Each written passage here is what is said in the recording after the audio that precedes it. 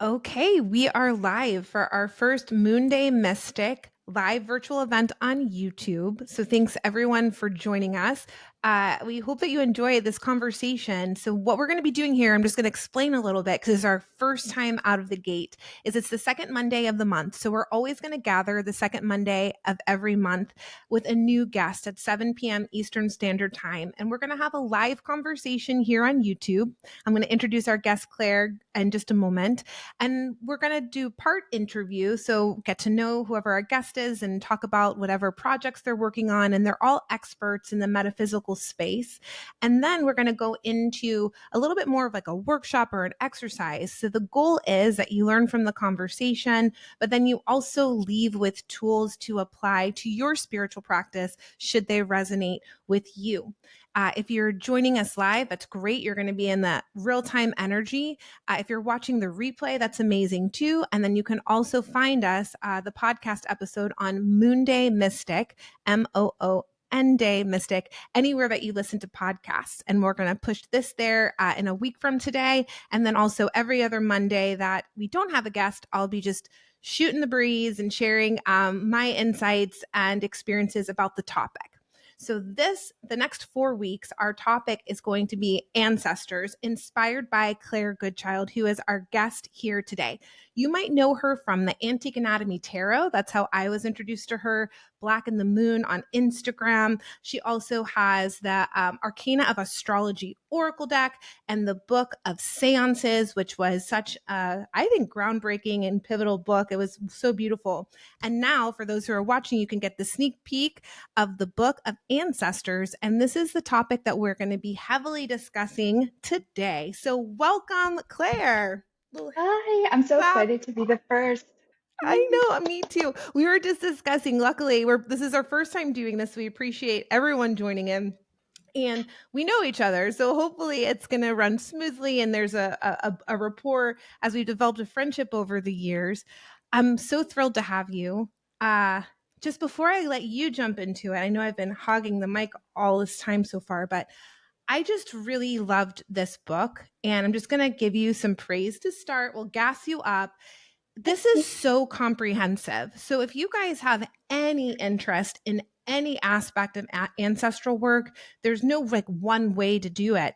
And there are so many different exercises and approaches and ways to get aligned with your lineage and your ancestors through this book. It is thick and there is no fluff. I feel like everything here is very valuable.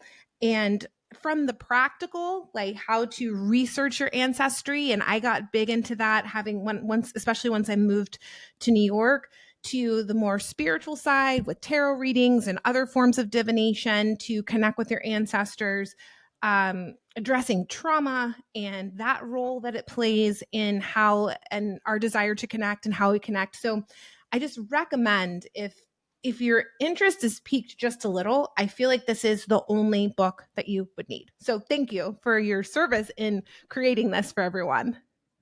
Holy, that is like the best praise ever. The only Ah, book you need. I don't know if I agree, but I'll take it.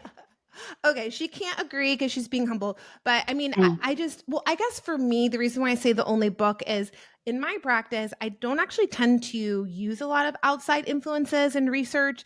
For whatever reason, I kind of have the habit of experimenting on my own. And then what I tend to use books to validate what I do, right? So I found that happened in your book. Like I'll just be inspired to do things a certain way and then I'll look it up in a book or read about it and it's like, oh, that is how people do this.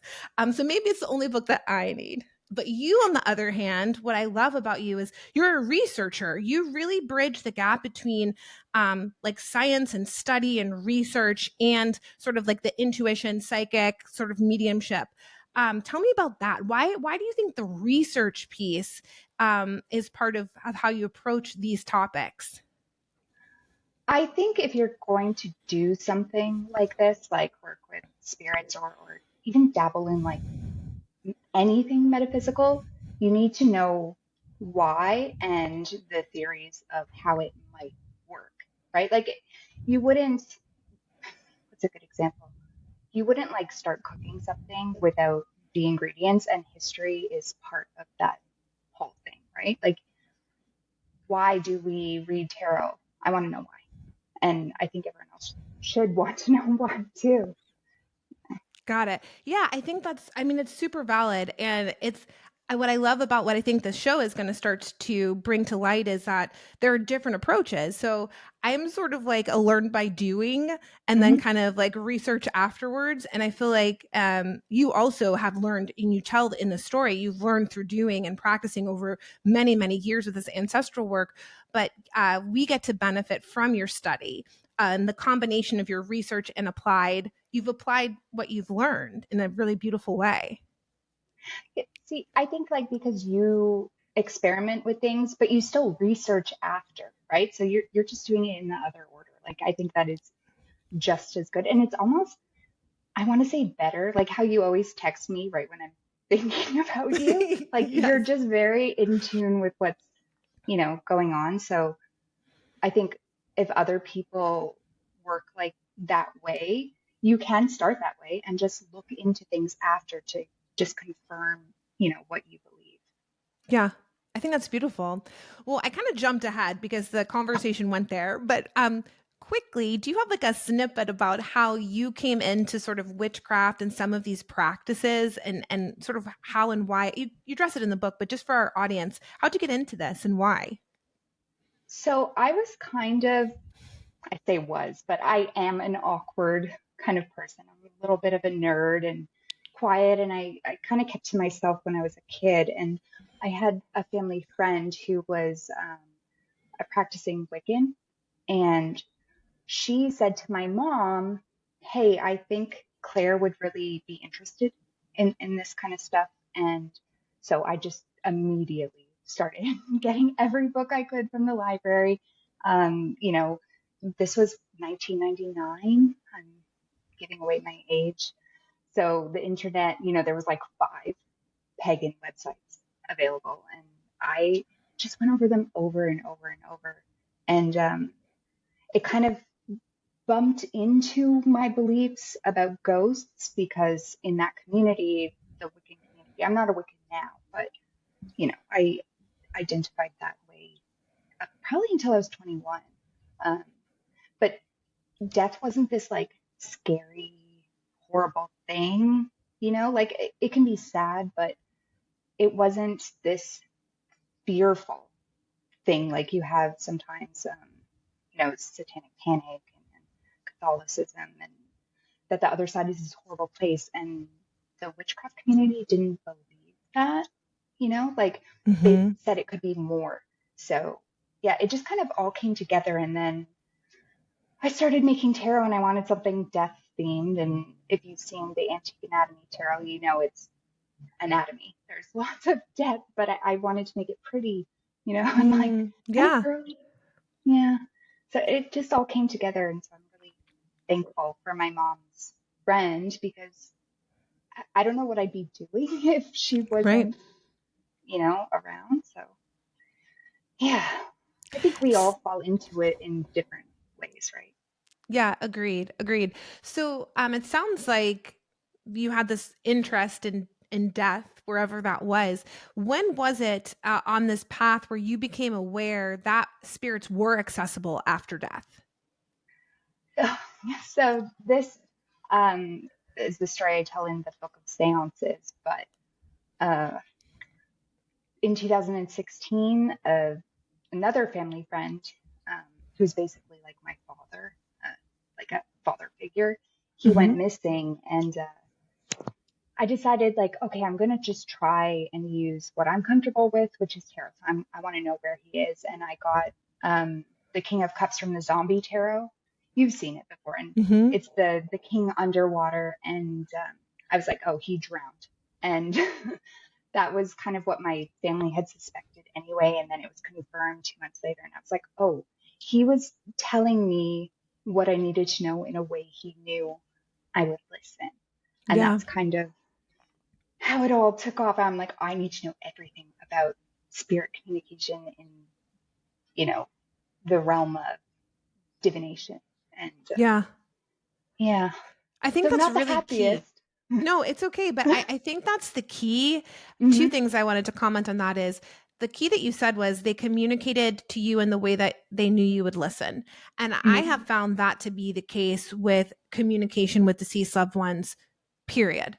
Period. And for Right. me, and the second thing I want to validate is for many people that have this interest, I have found personally and through, talking to a lot of people about this subject matter because I'm into it too. Um, that it's usually a loved one that comes through first. And I think that also has to do with the way that you will listen because you're comfortable. It's not like a random quote unquote ghost haunting you. It's someone that you have a desire to connect with. And so for me, my in retrospect, it's again me experimenting and then learning. For me, it was my either junior or sophomore year in high school when one of my best guy friends died by suicide. And we had this song together that we would always debate about Freebird because I would shut it off after like they started jamming out. And he's like, that's the best part of the song. And it was like our inside joke. And then for years, everywhere I went, like every grocery store, when I would turn on my car, like that song followed me. And I just knew, and I'm getting chills now, I just knew it was Wes. And that was how he got me to pay attention of like, that was my first realization of like, oh, we can actually connect with these people. And they often like to. They Yeah. do. Yeah. I mean, I hope, you know, even though there's still sort of that like skeptic side of me. So I say, like, if there is something else, I mean, I want to talk to my loved ones, Yeah. like, who doesn't? Yeah, for sure, for Yeah. sure. Have you found because I have found this. I'm wondering, have you found with anyone in your history that you've connected with after they've deceased that your relationship actually got stronger? Hmm. Yeah, definitely. Um, so I grew up not knowing very much about my paternal ancestors, and it's kind of hard to explain, but I identify like very strongly with that side of my family. I look like them. I act like them. I'm basically my dad's twin, except I'm, you know, light hair and he's dark hair. And like, other than that, we're the same person. And I always heard all these negative things about them, like that side, because of their addictions and things like that. And then 2 seconds later, the people who were saying these things would turn around and be like, "Oh, you're so much like your dad." And so I'm like, okay, so I'm this horrible thing. But then after, when I started, connecting with them, I learned so much more. Like, Mm-hmm. we aren't just, the sum of other people's experience of us. And I think Yeah. that's important. Yeah, so it's weird. Like, these people I never met, but I felt closer to them sometimes than my living family. Yeah, I agree. Do you have any examples of any sort of like personal stories of ancestral intervention or blessings or something that you've seen in your reality shift due to some sort of connection or petitioning?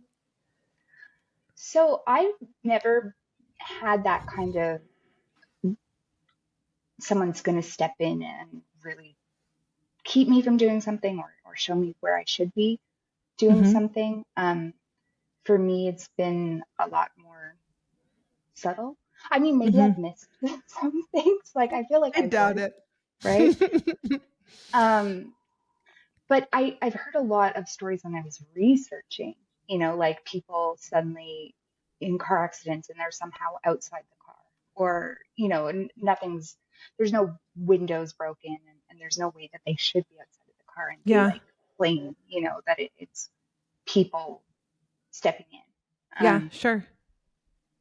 But yeah, like, mine are just so subtle. They're like, hey, grab that thing over there and do something with it. It's not,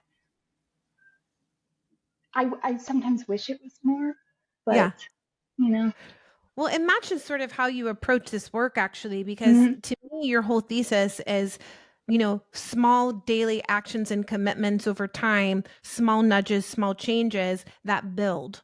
And so that would make sense to me that that's how you're also experiencing the connection with your loved ones. And it's, right.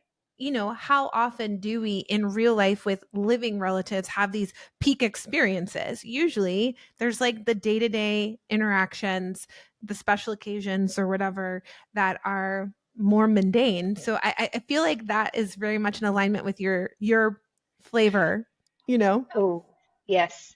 I so I feel like some people are going to read the book and be like, do I really need to work with some plates that were left to me by my aunt? Like, but Right.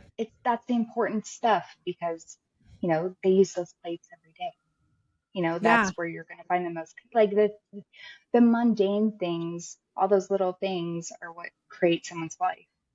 Like Yeah. you said, no one is having these big moments every day unless maybe they're like Taylor Swift, right? Yeah. Like I think she's the only person who could probably say that. Like the rest of us, you know, we just live our lives the best we can, and that's how you need to connect with your ancestors. I love that. Is there a difference in your definition between the kind of communication that someone can do through your book, both of your books, to connect with deceased loved ones and mediumship, or is it a form of mediumship? How or do you separate the two? So I don't separate the two, which Great. usually bothers some mediums, and Okay. I don't mean to. It's just, any deliberate communication with the deceased is mediumship, like it just is. Hmm. Um, I just think there are some people who have it more on tap Got it. than, like, I'm someone who needs to work with something like a tool. And Hmm. then there's people who don't need anything and they just hear things or see things. But yeah, it's all mediumship, definitely. Yeah, I would agree with that. I think yeah, and I think it has to do a little bit, and I don't know that you go into that in this book so much, but people have different psychic senses and different strengths. And so, just in the spirit of what you said, they communicate with you in the ways that you pay attention. I think that also lends itself to sort of you knowing your senses, right? And like how you can most easily tap in. Another thing that I love about what you do, you're very good at defining words. There's a lot of definitions in here, and I think that's good to be clear, right? I think it's really good to be clear.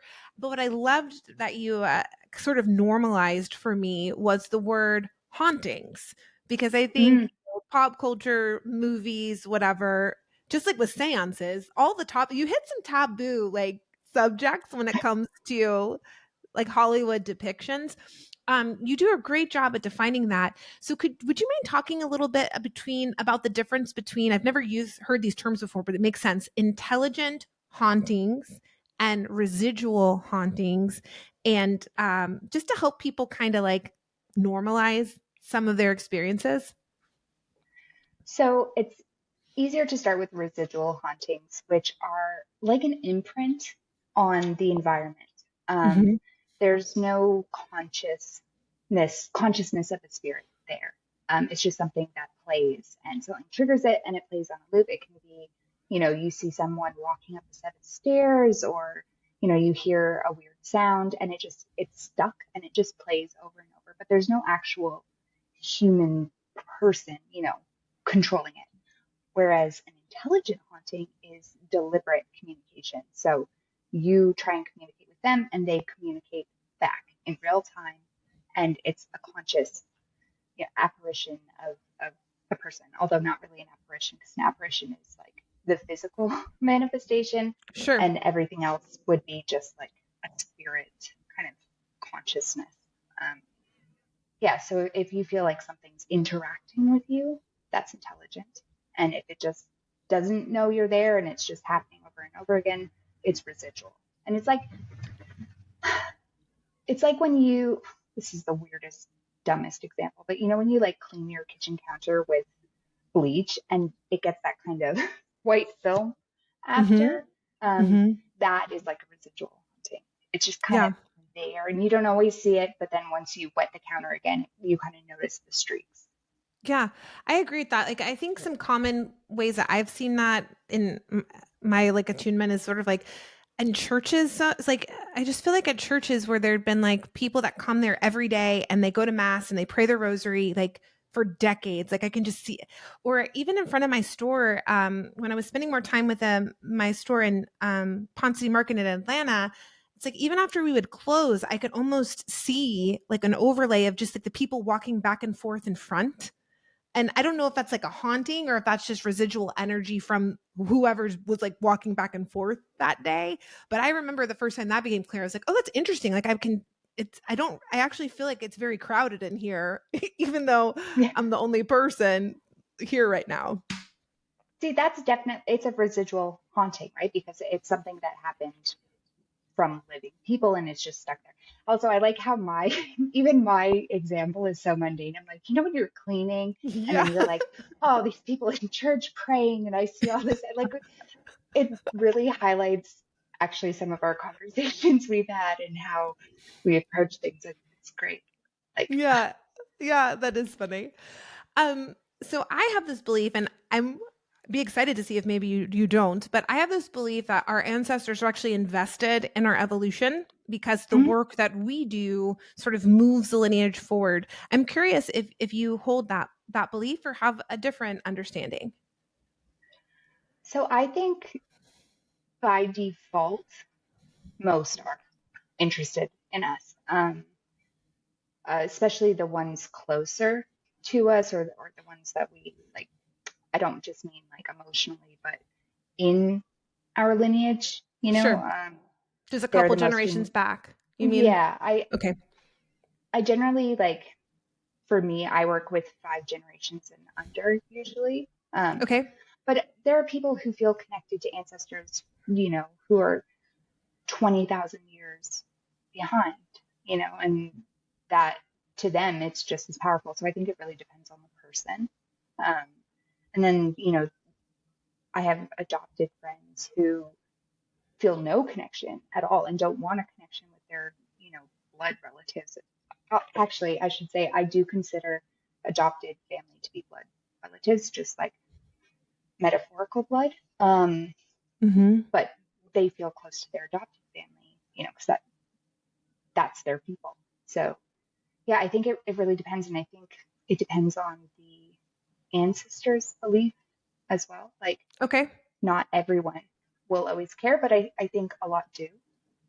Okay. That's interesting. Yeah.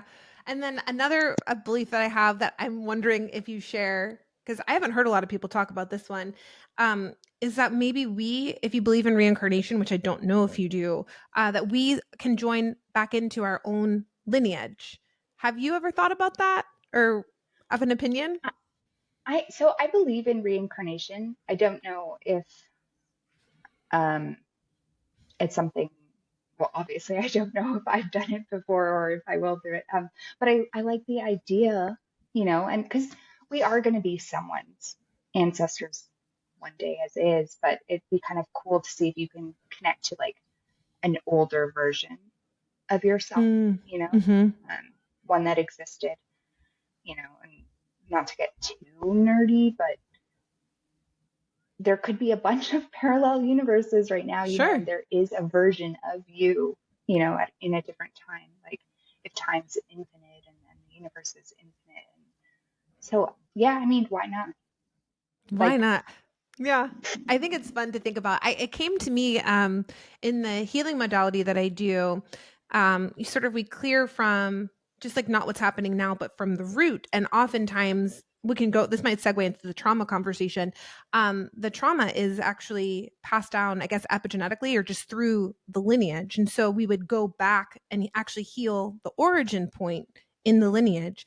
And there was just a couple of times where like that was me, like when I was doing the muscle testing and figuring it out, and I was like, holy shit, I think I was my like great whatever way back then. And I like that idea. I don't know anything for sure, but I do like the idea of that because it makes me feel like we can kind of like repair and we can, move forward. And I don't know, but I like the thought of it.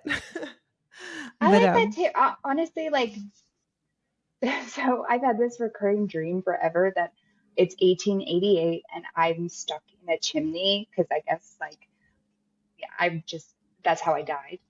It happens all the time. Um, I don't know if it's actually, a past life or anything. But Yeah. yeah, I think like what a way to die. For like Yeah. horrible, you know. Yeah.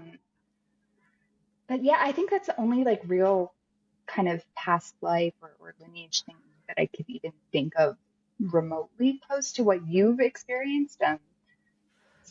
I tell you this all the time though, like I think you're so connected to everything, Oh, like thanks. so I think it's natural for you. Maybe it doesn't come so naturally to me.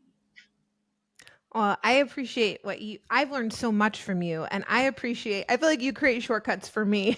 I'm like, let's clear research and write another book that I can learn from so that I can make sense of whatever's happening to me. So I appreciate your way of doing things is so right for you and so valuable. So I'm Mm. glad that you're doing it. Well, that kind of segues. So I when you sent the book to me, I just started tearing up, and the first thing I said to you probably was, "Damn," I can't remember exactly, but this quote just like hit me, and it was, "We all have ancestral trauma, but ancestral trauma is not all we have," and I Mm. found that to be so powerful. And I'm curious, what compelled you to so artistically, I'll call it artistically, share that sentiment in the book, and what does that mean? What is that lesson that you'd like people to pull from that? So when I started writing the book, I wanted to talk about how the idea was kind of born out of my trauma. And as I was writing it and connecting and doing research and all the fun stuff I got to do for it, I realized the idea that one person has this obligation to heal everything, that is a Mm, lot of pressure, mm-hmm, for mm-hmm. one person. It's too much pressure. So it was important for me to tell people like ancestor work isn't just exploring this stuff. And you should explore trauma. I think everyone should, you know, therapy and work on inherited trauma, which is huge. It affects a lot of people, but are you going to want to connect with your ancestors all the time if it's always heavy Right. stuff?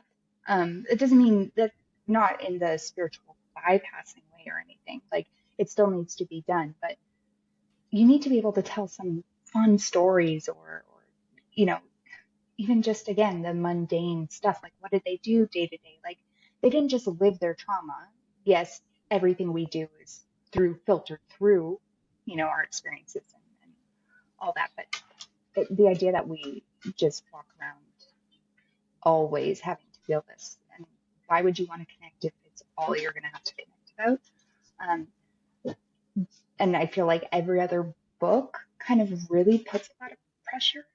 And Okay. there are some amazing ancestor workbooks out there.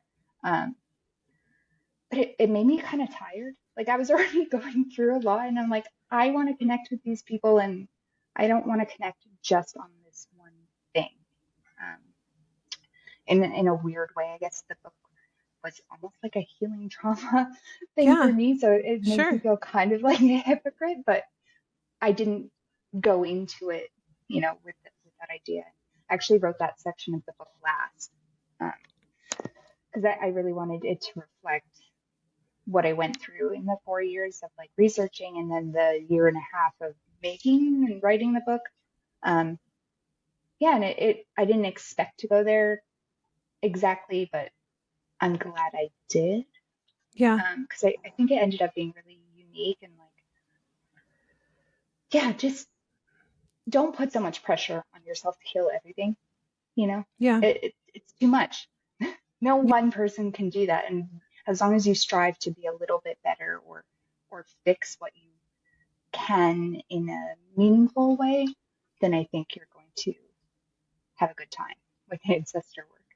Yeah, for sure. And I agree with what you're saying. It's almost like, just to make it practical, like when people exercise, if you're expected to exercise every day and you hate whatever this form of exercise is, you're going to be less inclined to maintain it and keep it up. But if you like, jumping on a trampoline, then maybe that's the exercise for you. It makes you excited to do it. I think you're right. And there is a lot of talk in like the new age, spiritual, self help, wellness, whatever XYZ community about trauma. It's like really a buzzword, and ancestral trauma too. And I think all things exist, right? So, and there's a ritual that I made to heal the ancestral line that I did get to include in our book. And that's really what came to me, was like the in our ritual, it's salt and honey. It's like the tears and the sadness and the sweetness. And I don't think you can get out of any family history without both things, right?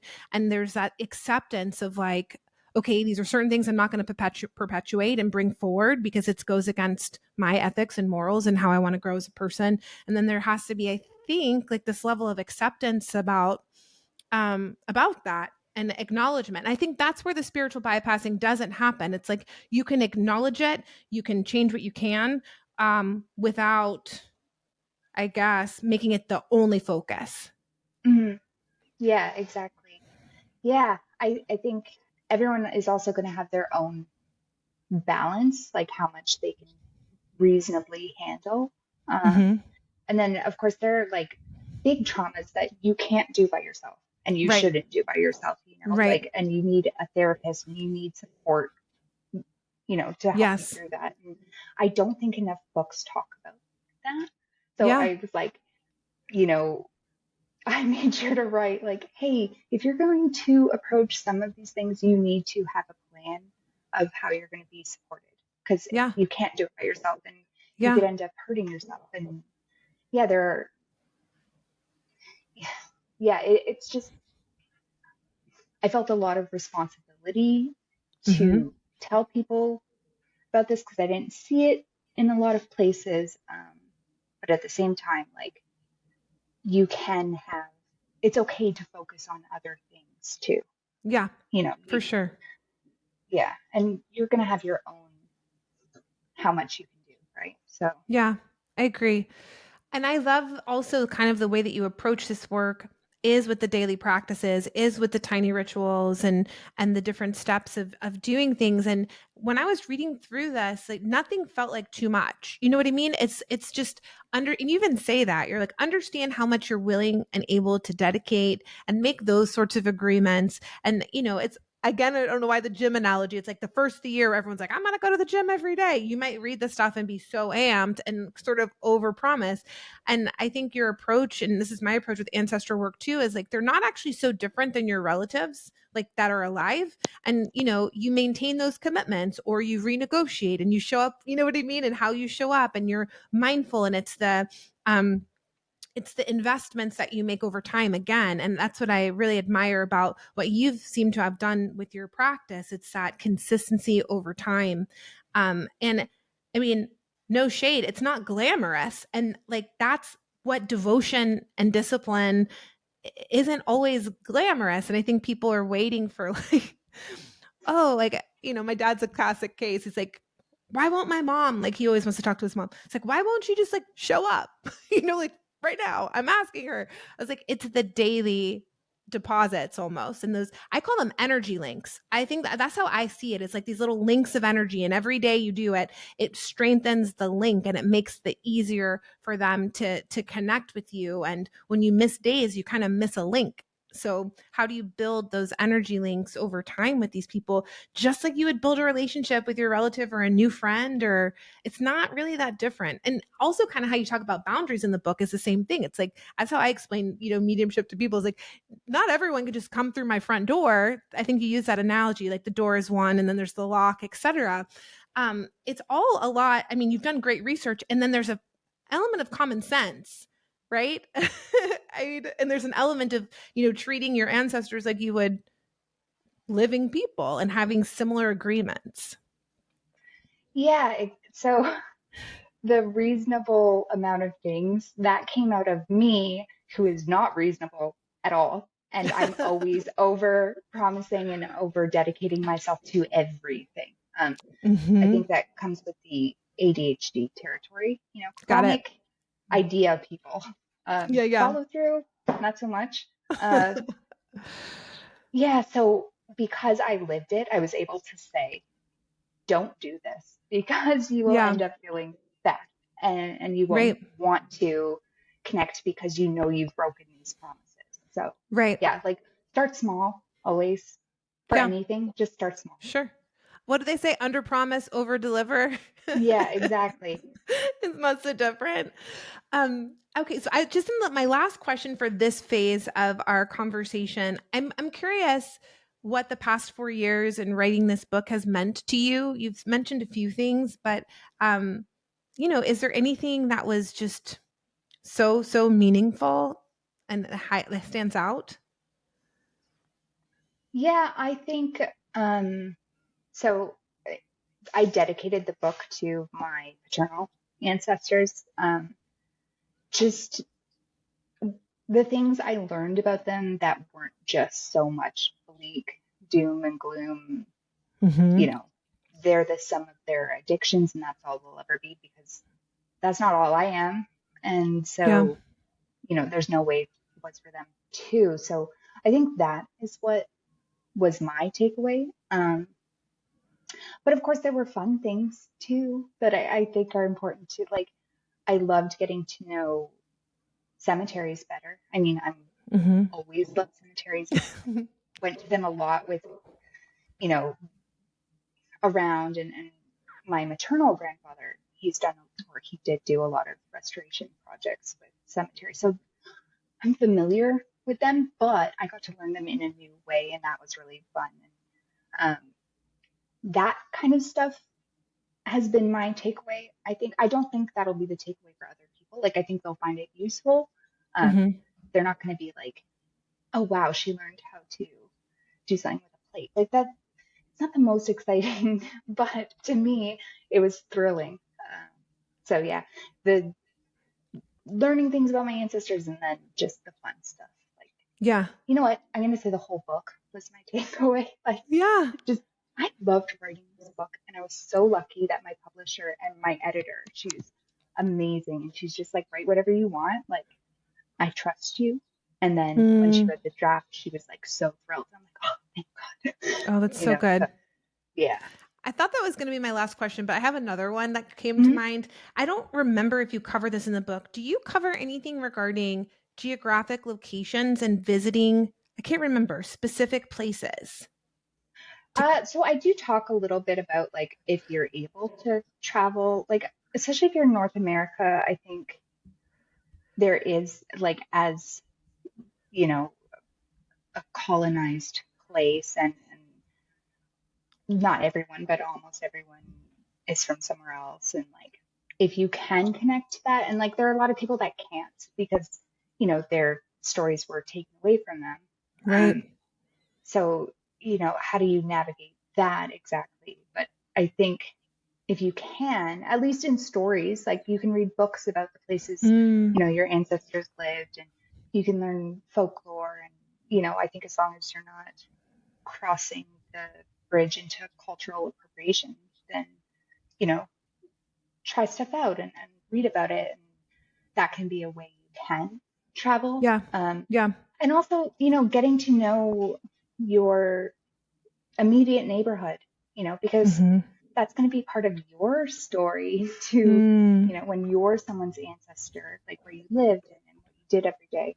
Um, but yeah, when I was in Scotland, I actually like felt this weird feeling inside my bones, like that is where my body wanted to be, yeah. which was I'd never experienced it before because I don't really feel that here Yeah. in Ontario.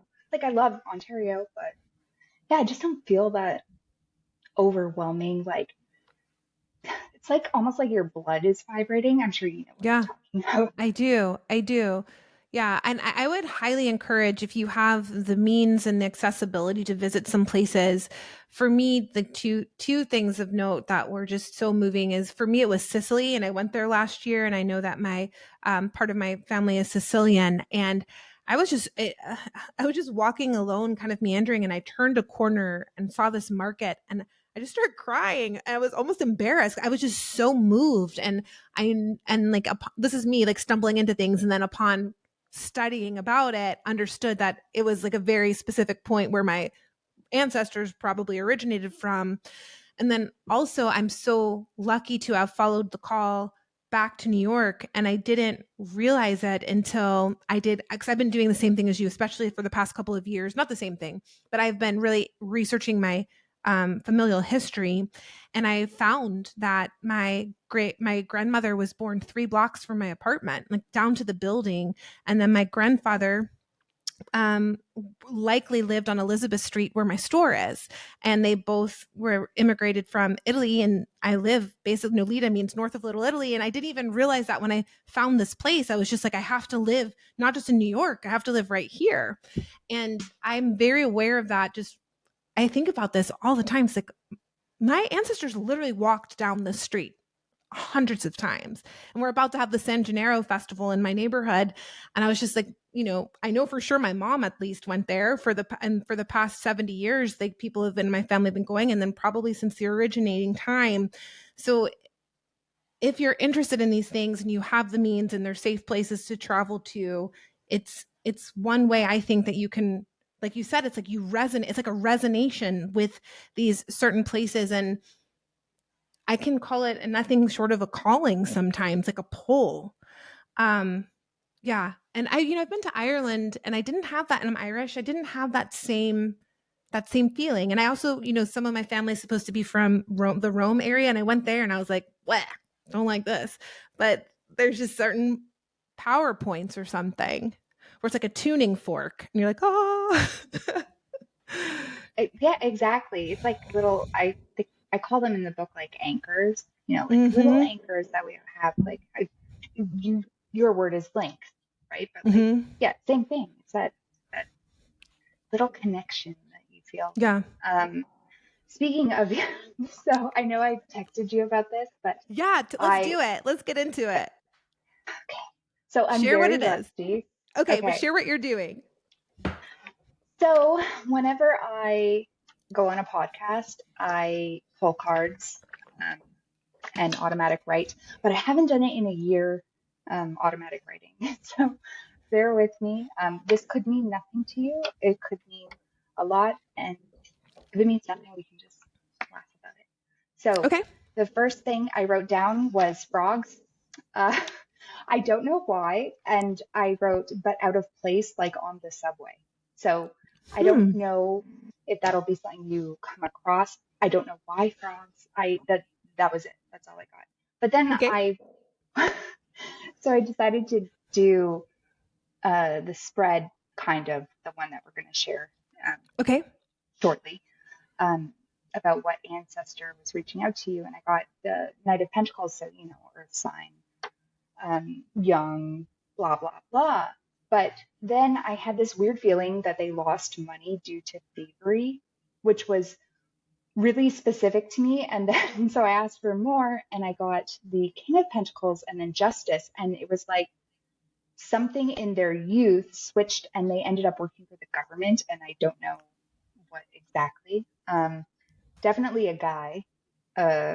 And so you're not going to love this because I know you don't like this. Well, not that you don't like this card, but this card is The kind tower? of big.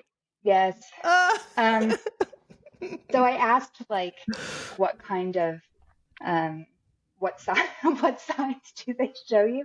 And it was the tower, and I was like, not in that they're giving them to you, but rather that's when they show up. This one person, when you're having okay. like power moments, they are there. And then I also like I did know that you live close to where your ancestors were from, and I kept getting Three of Pentacles over and over and over, and I was like, okay, so maybe I thought, okay, did you help build the building that they lived in? And it was like, no, because they gave me the Eight of Pentacles, which is, building and working. But it was more like they have literally carved some sort of symbol into the building where they were. So I don't know if you can Oh, investigate that, but there's I don't know. something. That's cool. Yeah. So, a couple of I mean, validation points for you. I would guess oh that this yeah. is my great grandfather of my Okay. grandfather's side, paternal great grandfather. He came here with nothing, lived Mm-hmm. in this neighborhood, and he did work for the government. He actually worked for the sanitation department. And that's how, they gave the Italians like literally the shitty jobs, right? Like during that time. And that's where he worked. And also, I would say my grandfather also worked for the government. He would work for the postal service here, and so both my grandfather and my great grandfather had like government jobs their whole life. Regarding, I don't know, carving in or anything like that, I can't speak to that. I wonder how I would look for it.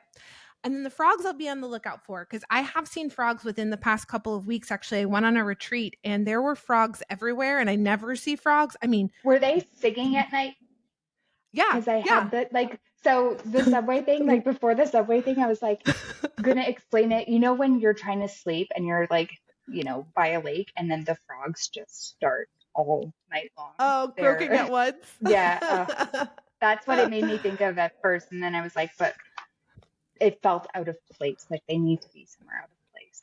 Well, I'll start looking for them, and maybe that's like a new sign that I can look for, because I Mm, love looking for animal signs around. So I'll look for that. But yes, I have not seen a frog maybe in my whole life. And then 2 weeks ago, I saw dozens and dozens of these little baby frogs just everywhere. So that does resonate as far as like a recent experience. But thank you so much. What an honor to get that reading from you. And now I'm thinking about where they might have carved or what they might have done. Might have been up to something. yeah, it was weird. I'm like thinking, oh, Three of Pentacles, okay, collaboration. But then the eight was like, no, I don't mean collaborating. I mean, literally, I carved something into like the wall or being something. Um, Yeah. yeah, I I think Interesting. just go buzz everyone and see who lets you in. In that building? In that one Yeah. building? Yeah. Just boop, boop, boop. That's so funny. That's very cool. Thank you so much. Maybe I should carve something too before I leave in the spirit of my ancestors. I do have a lock that's on a park fence that I put there in my neighborhood, because it's like a place where people do stuff like that, but I haven't carved. So maybe that's my next, before I leave this neighborhood, I might take advantage of something. Thank you so much. It's awesome. Well, that's a great segue. So I was telling everybody that the second part of what we're trying to do here is to leave folks with tools. And so the tarot spread that Mhm. Claire's going to take us through, a tarot spread that you can use, and you can explain it. But I also want to mention, if you're listening, obviously you're either listening on the podcast or on YouTube or something like that, there is a link where you can click and you can get the PDF. So to follow along. So if you guys want to do that, that's great. But will you guide us through the spread? And I might do it myself. Yeah. Why not? Right now. Yeah, I'm Right gonna now. do it too. Okay. Of course, I'm not using my own deck. I'm using Rider. Like, I never read for myself anymore with my deck. So the spread is it's a tarot spread, but if you want to use an oracle deck, I guess you could. You just need to have like kind of named figures to use in the place of court cards. But if you don't have a tarot deck, like and you only have an oracle one, I think it would still work. Okay. Um, So this is like really simple. Because I love mundane stuff so much, apparently, I wanted to give people an easy exercise and then just one simple instruction for Okay. afterwards. Okay. So the first part, the spread. Okay. You want to take all your court cards out of your deck, Okay. shuffle them, and then pick one. And Okay. that will represent the spirit or ancestor that wants to connect with you. Okay. So I will. Oh, now I have King of Pentacles. Okay. Oh, I just had another thought about the tower. Mhm. Sorry. As we're Yeah. as we're shuffling, I will say we were recording this and I'm in New York City on 9/11, which is one of the most traumatic tower experiences. Yeah. So that's an interesting card for this specific day. It is. Yeah. It's sad. All right. Yeah, it's very sad. All right. I'm almost done with the court card shuffling, or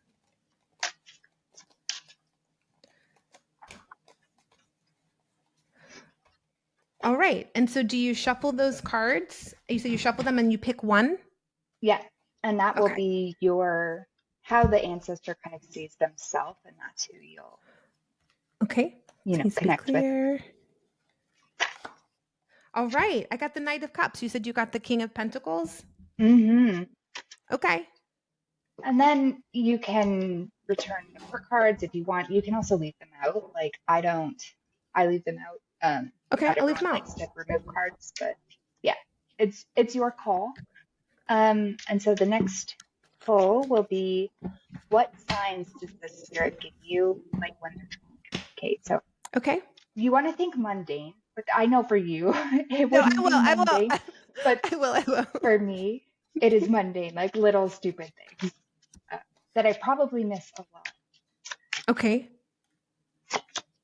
Oh, mine is Five of Cups, which is I think in Book of, I don't even remember what I wrote for Book of Seances now, even though it's like I put my actual spirit dictionary in there and I'm like drawing a blank, but I think I tied it a lot to alcohol abuse. So my ancestors have decided to throw away everything I said here, and they do focus on their trauma. Um, Okay. Mine that's was the Hermit card. ooh. What do you think? How do you think they show up for you? Okay, so the first thing when I saw the Knight of Cups, which is weird that you wouldn't think it was a grandfather, but it feels Mm, like my paternal grandfather. And because the memory that immediately came to me was I had a picture of him on the wall, and we were at a wedding and he was making a goofy face and I looked really pretty and that's why I picked it.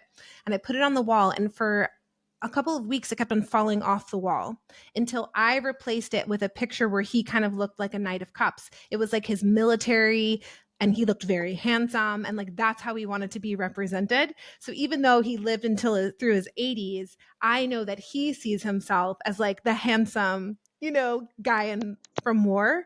And then when I think of the Hermit, just for me, because I just happen to know, when I feel like most alone, I actually can feel him like the Hermit, like cloaking me with energy. And that's kind of what came to mind for me.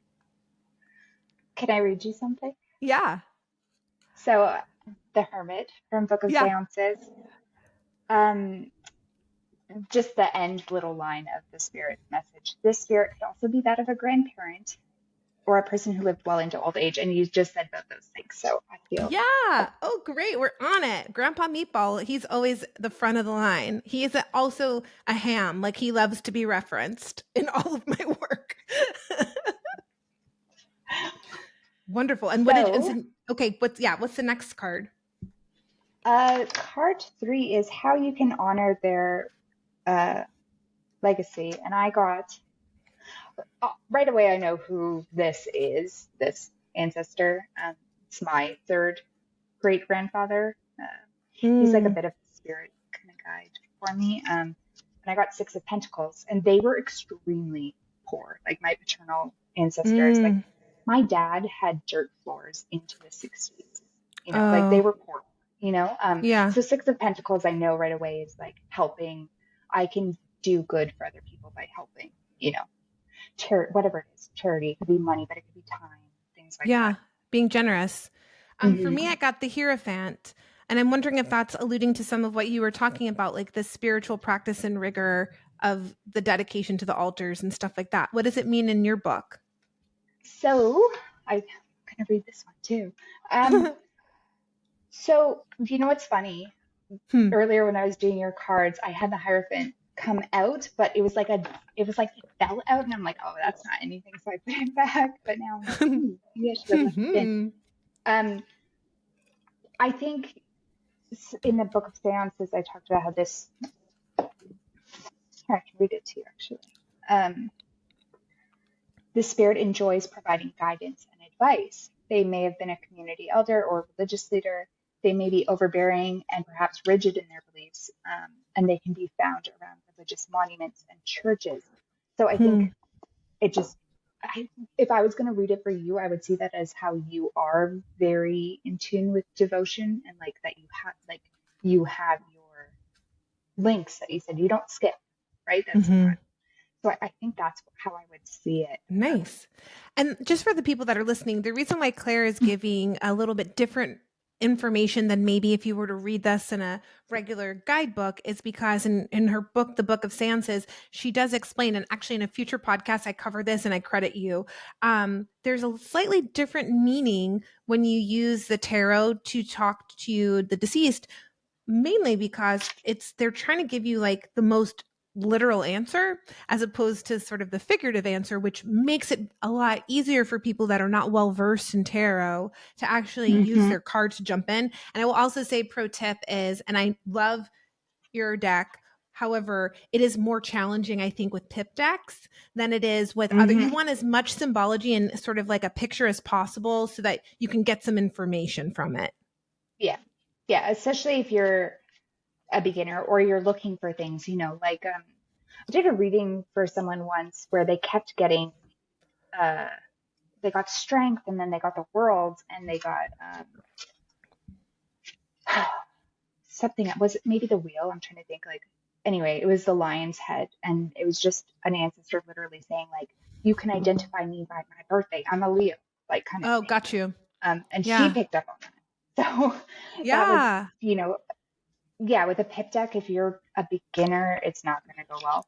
It just, Yeah. I would and use something that's illustrated yeah, I mean, you can still buy my differently. deck if you Yes, want, buy her but deck. yeah. Yes, yes, yes. But for this specific kind of practice. Mhm. And then another pro tip Yeah, that we've discussed together before is also sometimes a deck that isn't your usual because you kind of have programmed yourself to know that certain cards mean certain things. So sometimes using a deck that is not in your regular rotation will highlight something different or activate a different part of your brain because you're not just automatically assuming you know what it means. exactly. Yeah, I think, yeah, that was like, I think one of my favorite things when I did that workshop at your store. Yeah, Mm-hmm. that, I think that was your tip, and that was really, really great. And yeah, I try to use decks I'm not that familiar with because then I have to Yeah. actually read them. Yeah. What's the next card? So the next two cards, 4 and 5, are what advice the spirit has for you right now. Okay. Oh, Oof. yeah, I got an oof too. Okay, I got the 5 of Cups and the 5 of Pentacles. Ouch. Stop drinking and stop spending so much money. Yeah, I got 3 of Swords, so Oof. that's fun.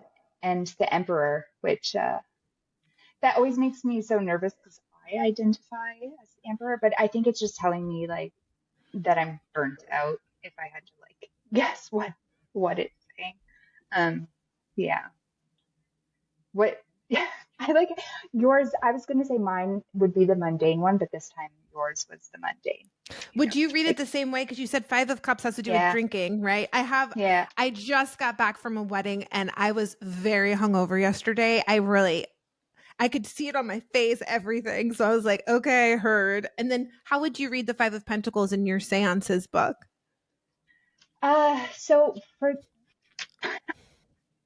for spirit wise, I generally read it as like poverty. It could be that spirit doesn't want you to spend a lot because they're worried you will be Mm-hmm. facing poverty, and that's probably their trauma kind of Mm, spilling over. Be more frugal, kind of thing. Um, I would read it that way if since it's advice. If we yeah, were using it to identify, I'd say someone who faced a lot of shit in their life. yeah. So Yeah, yeah. I agree. I mean, these are thoughts that I have been having lately. I'm about to go on this massive trip for my sister's wedding, and I've been spending a lot lately with all of these lots of celebrations. And I'm like, oof, when I get back, I should probably reel it in, reel it in a little bit. But that's a beautiful exercise. So this is something that anyone that's listening can sit down Hmm. and do. I love the tip of taking the court cards out. Also, a bonus is that I know a lot of beginners kind of get tripped up by the court cards. So it's kind of nice to just like for this practice, just use it for one purpose and then not have to Yeah, worry if like other people are poking into the reading or is this me? Is this someone yeah, else? Is this like a message? So I think that's exactly. wonderful. It's a good Yeah, one. yeah. The court Awesome. cards, Mhm. honestly, I still struggle with the court cards sometimes. Like when they show up as like a situation rather than a person. Yeah. I'm like, please don't. Like, just give me Yeah. something. Yeah. Yeah. Yeah, Yeah. I agree. I think a lot of people, when I teach folks, that's always the section that we have to spend the most time because it can be so many different things. So I like the Mm, spread where you just remove it. And I'm all about removing cards from the deck. I mean, not just because you don't like a card, I wouldn't do that, but with some of the readings that I guide people through, it's like take this out specifically to anchor this sort of energy and then kind of go from there. yeah. Claire, this was so wonderful. We're right on time, which is incredible. Yay. Ooh. Uh, Everyone, go ahead and follow Claire. I'm going to put all of your stuff in the show notes, but Black in the Moon on Instagram, clairegoodchild.com, right? Online? Or sorry, Blackandthemoon.com. blackinthemoon.com. Thank you. Blackinthemoon.com online. Please pre-order her book, The Book of Ancestors from Modern Mystic Shop. When you do that, you're going to get a download. We have a special gift that we're putting in with every order. It would mean the Hmm. world to us to support our business through the pre-order of this amazing book.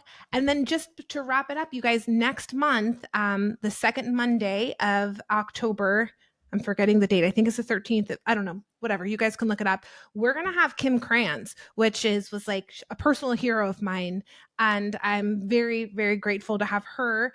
And then the following month we're having the Money Witch. So we've got some really good guests coming up to do something similar. We'll have a conversation. They'll give you some really good tips. And we'll just continue to educate and inspire. And hopefully, you guys can take some really good, I know you can, some really good tips to deepen your ancestor practice. And then the next couple of 3 episodes, I'm going to be doing little mini bites about my personal experience with some miracles. So we covered a lot with Claire, and then all of the fantastic, crazy stuff that I somehow encounter, we will cover in those episodes.